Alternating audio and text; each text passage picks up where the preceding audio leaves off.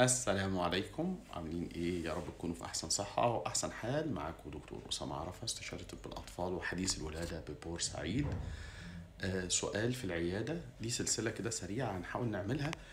كل يوم هناخد سؤال من اللي بيجوا في الزيارات بتاعة الاطفال والاباء، ونجاوب عليه بحيث ان احنا مع الوقت نكون تقريبا ساعدنا في معظم اجابات الاسئله اللي بتتردد في اذهانكم او بتزوروا العياده عليها، وقد تكون حاجه مش محتاجه زياره، فدي تبقى مساعده مننا ليكم يعني.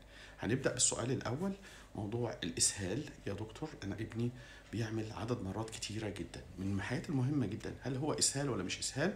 لان احنا عندنا في حديث الولاده بيبقى عندهم مشكله شويه، ان عدد مرات البراز بتبقى كتيره وسايله سائل اصفر في بعض الحبيبات، وكل ما بيرضع بيعمل، وده مش اسهال، ده طبيعه البيبي نفسه في الفتره دي، فده مش اسهال.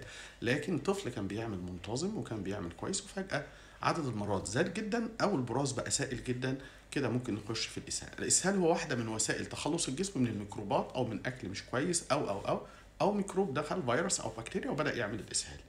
مهم جدا عدد المرات، مهم جدا طبيعة البراز نفسها، وهل هو مصاحب ليه قيء أو حرارة أو مغص، لأن ممكن نكون داخلين في نزلة معوية، ولا هو طفل كل حاجة فمجرد إن الجسم بيطردها هندي مطهر أو هندي حاجة بسيطة والأمور تتحل.